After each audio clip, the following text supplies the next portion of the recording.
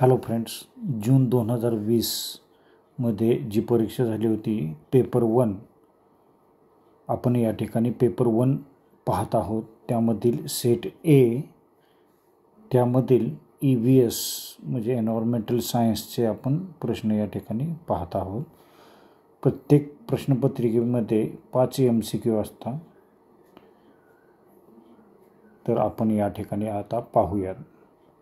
Question number 41, one of the following waste is not under hazardous 1. या ठिकाणी not दिलेले आहे पहा की पुढीलपैकी कोणता कचरा हानिकारक प्रकारात समाविष्ट होत नाही. तर शेतातील कचरा, रासायनिक कचरा, पेंट कचरा आणि बॅटरीचा कचरा. म्हणजे कोणत्या प्रकारचा कचरा हानिकारक प्रकारात समाविष्ट होत नाही असं म्हटलेलं आहे पहा. ॲग्रिकल्चर रिसाईड, केमिकल, पेंट आणि इलेक्ट्रोप्लेटिंग वेस्ट असं या ठिकाणी पर्याय आहेत. आता या ठिकाणी ऑप्शन 1 काय दिलेलं आहे, तर शेतातील म्हणजे शेतातील कचरा जो असतो तो हानिकारक प्रकारात समाविष्ट होत नाही, हे उत्तर बरोबर आहे. ॲग्रिकल्चर रिसाईड, शेतातील कचरा जो असतो, तर कारण कृषी अवशेष जसे की पिकांचे अवशेष असतात ते काडीसारखे पदार्थ, टरफले सहसा धोकादायक नसतात जोपर्यंत ते कीटकनाशके किंवा खतांसारख्या रसायनांनी दूषित झालेले नसतात. दुसरीकडे रासायनिक कचरा, रंग, पेंट कचरा, इलेक्ट्रॉनिक कचरा यामध्ये विषारी पदार्थ, जड धातू असतात. त्यामुळे ते बाकीचे ते धोकादायक कचऱ्यामध्ये येतात. आता ॲग्रिकल्चर कचरा हा हानिकारक नसतो, त्यामुळे याचं उत्तर आहे शेतातील कचरा हा हानिकारक प्रकारे समाविष्ट होत नाही. यामध्ये ॲग्रिकल्चर रिसाईड हे उत्तर आहे. तर कृषी अवशेष जे असतात हे पिकांचे अवशेष, काडी कचरा, गवत, भुसा इत्यादीपासून तयार होतात. हे जैविक स्वरूपाचे असून सामान्यतः धोकादायक नसतात. त्यामुळे याचं उत्तर शेतातील हे आहे. जोपर्यंत त्याचे रासायनिक खत किंवा कीटकनाशकांमध्ये अंश मिसळले नसतील तोपर्यंत तो हानिकारक नसतो. त्यामुळं ए हे उत्तर आहे. आता केमिकल हे उत्तर चुकीचं आहे, रासायनिक हे उत्तर चुकीचं आहे. कारण कारखाने, प्रयोगशाळा आणि रासायनिक प्रक्रिया उद्योगांमधून निर्माण होणारा कचरा जो विषारी किंवा पर्यावरणासाठी धोकादायक असतो, त्यामुळे हे उत्तर चुकीचं आहे. किंवा पेंट जे आहे ते रंग किंवा सॉल्व्हेंट्समध्ये जड धातू, ज्वलनशील किंवा विषारी पदार्थ असतात, त्यामुळे हा कचरा धोकादायक मानला जातो. त्यानंतर बॅटरीज जे असतात तर इलेक्ट्रॉनिक प्रक्रियेमध्ये वापरणाऱ्या जड धातूंचा जसे की क्रोमियम, निकेल, सिसा यांचा समावेश असतो, जो पर्यावरण आणि आरोग्यासाठी हानिकारक आहे. त्यामुळं इलेक्ट्रोप्लेटिंग वेस्ट, बॅटरीज किंवा पेंट हे सुद्धा उत्तर चुकीचं आहे. त्यामुळं कोणता कचरा हानिकारक प्रकारे समावेश होत नाही, तर शेतातील कचरा हा हानिकारक प्रकारात मोडत नाही. A is correct answer here. Question number 42, UN conference on environment and development in 1992 was held at. सन 1992 मध्ये टिंबटिंब येथे संयुक्त राष्ट्रसंघाची पर्यावरण व विकासासंबंधाची परिषद भरली होती. आता इथं सिटींची नावं दिलेले आहेत, देशांची नावं दिलेले आहेत पहा की रिओ डे जानेरिओ, स्टॉकहोम, पॅरिस आणि खाली नाव आहे जोहान्सबर्ग. तर यापैकी कोणतं उत्तर बरोबर आहे, तर रिओ डी जानेरिओ हे उत्तर ह्या ठिकाणी बरोबर आहे पहा. तर हे उत्तर कशामुळे बरोबर आहे, तर 1992 मध्ये काय झालं होतं, तर 1992 मध्ये संयुक्त राष्ट्र पर्यावरण आणि विकास परिषद मध्ये United nations conference on environment and development UNCED ब्राझीलच्या रिओ डी जानेरो येथे आयोजित करण्यात आली. याला पृथ्वी शिखर परिषद, अर्थ समिट असेही म्हटले जाते. त्याला काय म्हटलं जातं, अर्थ समिट असं म्हटलं जातं, अर्थ समिट असंही म्हटलं जातं. तर ती ब्राझीलमधील रिओ डी जानेरी या ठिकाणी भरली होती पृथ्वी शिखर परिषद. ही परिषद पर्यावरणीय शाश्वतता आणि विकास यावर जागतिक स्तरावर चर्चा करण्यासाठी महत्त्वाची ठरली. यात रिओचे घोषणापत्र, अजेंडा 21 आणि जैवविविधता करार यासारख्या महत्त्वाच्या करारांना सहमती मिळालेली आहे. आता स्टॉकहोम हे उत्तर चुकीचं आहे. तर हे उत्तर का चुकीचं आहे, तर 1972मध्ये हे कधी झालेलं, स्टॉकहोमची जी आहे परिषद ती 1972मध्ये पर्यावरणविषयक पहिली मोठी परिषद स्टॉकहोम परिषद म्हणून ओळखली जाते. मात्र 1992मध्ये कुठली झाली होती, रिओ डी जानेरी ही परिषद झालेली होती. आता पॅरिस ही जी आहे 2015मध्ये, पॅरिसची कधी झालेली आहे 2015मध्ये पॅरिस करार, पॅरिस ॲग्रीमेंट जलवायू बदलावर स्वाक्षरीसाठी झाला आहे. आणि जॉन्सबर्ग जे आहे ते 2002मध्ये जॉन्सबर्ग येथे 2002मध्ये जागतिक शाश्वत विकास परिषद, world summit on sustainable development, म्हणजे WSSD, world summit on sustainable development, ही जॉन्सबर्ग येथे आयोजित करण्यात आली होती. त्यामुळे हे सुद्धा उत्तर या ठिकाणी चुकीचं आहे.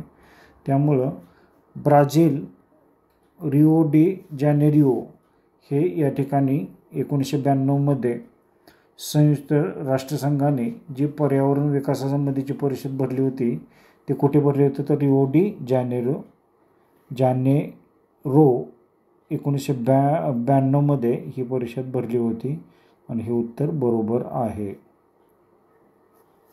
Question number 43, biomedical waste of human and animal tissues, organs and infected bodies parts are to be disposed using autoclaving, microwave compositing आणि इन्सिनरेशन. तर प्रश्न 43 आहे, मानवी आणि प्राणीपेशी अवयव, दूषित शरीर अवयव या जैववैद्यकीय कचऱ्याची विल्हेवाट टिंबटिंबाच्या सहाय्याने लावावी. ॲटोक्लेविंग, मायक्रोवेव्ह कंपोस्टिंग आणि इन्सिनरेशन यापैकी कोणते उत्तर आहे. आता ॲटोक्लेविंग जो पर्याय दिलेला आहे तो पर्याय चुकीचा आहे. कारण ही पद्धत भांड्यांवर, सुईवर आणि वैद्यकीय उपकरणावरील जीवाणू नष्ट करण्यासाठी वापरली जाते, पण उती आणि अवयव नष्ट करण्यासाठी उपयुक्त नाही. त्यामुळं ॲटोक्लेविंग हेही उत्तर चुकीचं आहे. आता मायक्रोवेव्ह हे उत्तरसुद्धा चुकीचे आहे. कशामुळं, तर या पद्धतीचा वापर काही निर्जंतुकीकरण प्रक्रियांसाठी केला जातो, पण मोठ्या प्रमाणातील जैववैद्यकीय कचरा जाळण्यासाठी आणि नष्ट करण्यासाठी याचा उपयोग होत नाही. त्यामुळं मायक्रोवेव्ह हे सुद्धा उत्तर चुकीचे आहे. आता कंपोस्टिंग ही प्रक्रिया काय, तर जैविक कचऱ्यासाठी अन्न कचरा, झाडांची पाने इत्यादी साठी वापरली जाते, पण संसर्गजन्य जैववैद्यकीय कचऱ्यासाठी ही सुरक्षित नाही. त्यामुळे कंपोस्टिंग हे सुद्धा उत्तर चुकीचं आहे. आता या ठिकाणी उत्तर काय आहे, तर इन्सिनरेशन म्हणजे काय, तर मानवी आणि प्राण्यांची उती म्हणजे टिश्यूज आणि अवयव, ऑर्गन्स आणि संक्रमित शरीराचे भाग, इन्फेक्टेड बॉडी पार्ट्स हे जैवविद्युतीय कचऱ्यातील अत्यंत धोकादायक घटक असतात. अशा प्रकारचा कचरा संसर्ग टाळण्यासाठी आणि सुरक्षितता नष्ट करण्यासाठी इन्सिनरेशन म्हणजे दहन प्रक्रिया हा सर्वोत्तम आणि मान्यताप्राप्त उपाय आहे. आता याला काय म्हणतात इन्सिनरेशनला, दहन प्रक्रिया म्हणतात, त्याला दहन प्रक्रिया असे म्हटले जाते. त्यामुळे हे उत्तर जे आहे ते योग्य आहे. पहा, तर या दहन प्रक्रियेचे कार्य कसे चालते, तर या प्रक्रियेत उच्च तापमान 900 ते 1200 अंश वापरून जैववैद्यकीय कचरा जाळला जातो. यामुळे सर्व सूक्ष्मजंतू, विषाणू, बॅक्टेरिया नष्ट होतात. तसेच ही पद्धत रोग संक्रमणाचा धोका टाळते आणि कचऱ्याचे प्रमाण कमी करते. त्यामुळं मानवी आणि प्राणीपेशी अवयव, दूषित शरीर अवयव, जैववैद्यकीय कचऱ्याची विल्हेवाट टिंबटिंबीच्या सहाय्याने लावली जाते. तर ती दहन प्रक्रिया करून, म्हणजे काय, तर इन्सिनरेशन प्रक्रिया करून त्याची विल्हेवाट लावली जाते. त्यामुळं डी हे उत्तर बरोबर आहे. शेवटचा जो डी पर्याय आहे ते उत्तर बरोबर आहे, इन्सिनरेशन. प्रश्न क्रमांक 44. Landslides hazards are common in the hilly regions due to, म्हणजे डोंगरी भागात दरडी कोसळणे हे संकट नेहमीचेच असण्याचे कारण वृक्षांचा ऱ्हास, मातीचा ऱ्हास, डोंगरकडा कापणे आणि वरील सर्व. म्हणजे लॉस ऑफ व्हेजिटेशन म्हणजे वृक्षांचा ऱ्हास, लॉस ऑफ सॉईल मातीचा ऱ्हास, कटिंग ऑफ हिल स्लोप्स आणि ऑल ऑफ द अबोव असे पर्याय या ठिकाणी दिलेले आहे. तर हे पहा, डोंगरी भागात दरडी कोसळणे हे संकट नेहमीचे आहे. कशामुळे, तर वृक्षांचा ऱ्हास होत आहे, हे बरोबर आहे. पहा, त्यामुळे मातीचा पण ऱ्हास होत आहे, हे पण बरोबर आहे. आणि डोंगर कडा कापणे, कटिंग ऑफ हिल स्लोप्स, हे केल्यामुळे सुद्धा दरडी कोसळण्याची शक्यता असते. त्यामुळं वरील सर्व हे उत्तर बरोबर आहे. ॲक्च्युली आता वनस्पतीचा नाश जो आहे, लॉस ऑफ व्हेजिटेशन, तर वनस्पतीचा नाश, झाडे आणि गवत मुळाशी माती धरून ठेवतात. वनस्पतीचा नाश झाल्यास माती सैल होते आणि भूस्खलन होण्याचा धोका होतो. हे पण उत्तर बरोबर आहे. लॉस ऑफ सॉईल मातीचे नुकसान, पावसामुळे किंवा मानवी हस्तक्षेपामुळे मातीचे धूप किंवा इरोजियन होत राहते. त्यामुळे डोंगराळ भागातील स्थिरता कमी होते आणि भूस्खलन होऊ शकते. हे पण बरोबर आहे. पहा, आणि डोंगर उताराची कापणी, रस्ते बांधण्यासाठी किंवा इतर बांधकामासाठी टेकड्यांचे उतार कापले जातात. त्यामुळे डोंगराची नैसर्गिक स्थिरता बिघडते आणि भूस्खलन होण्याचा धोका संभवतो. त्यामुळे all of the above, D हे उत्तर या ठिकाणी बरोबर आहे. त्यामुळं वरील सर्व घटक भूस्खलन होण्यासाठी जबाबदार असतात. त्यामुळे D all of the above हा पर्याय या ठिकाणी बरोबर आहे. Question number 45. International Solar Alliance was established to promote the solar energy. Its headquarters is the establish at Gwal, Pahari, Gurgaon, Bengaluru, Dubai आणि नैरोबी. हे उत्तर या ठिकाणी दिलेले आहेत ऑप्शन. तर प्रश्न काय, तर आंतरराष्ट्रीय सौर सहभागित्व हे सौर ऊर्जा निर्मितीसाठीचे प्रमुख केंद्र टिंब या ठिकाणी प्रस्थापित आहे. तर याचं उत्तर जे आहे ते या ठिकाणी ग्वाल, पहरी आणि गुरगाव. ग्वाल, पहरी, गुरगाव हे उत्तर या ठिकाणी बरोबर आहे. कारण आंतरराष्ट्रीय सौर आघाडी, इंटरनॅशनल सोलर अलायन्स जे आहे, ISA इंटरनॅशनल सोलर अलायन्स, तर ही सौर ऊर्जा क्षेत्रातील आंतरराष्ट्रीय सहकार्य वाढवण्यासाठी स्थापन करण्यात आलेली एक संघटना आहे.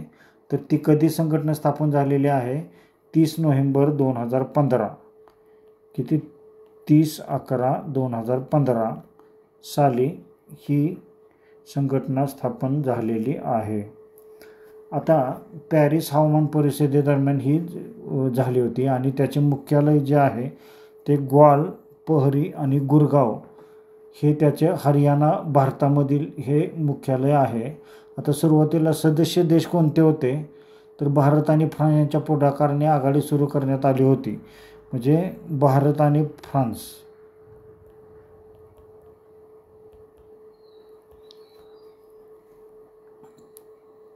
आणि त्याचे उद्दिष्ट काय होतं, तर सौर ऊर्जेचे जागतिक स्तरावर प्रचार व प्रसार करणे आणि सौर ऊर्जेचा वापर वाढवणे हे याचे मुख्य कार्य होते. आता बेंगळुरू हे उत्तर चुकीचं आहे. कशामुळं तर बेंगळुरू भारतातील टेक्नॉलॉजीचे हब आहे, परंतु ISAचे मुख्यालय येथे नाही, ते गुरगाव येथे आहे.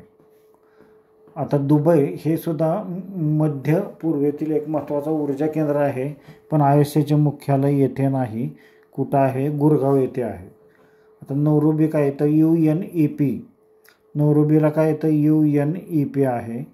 म्हणजे काय तर युनायटेड नेशन्स एन्व्हायरमेंट प्रोग्रामचे मुख्यालय आहे, पण ISAसाठी नाही.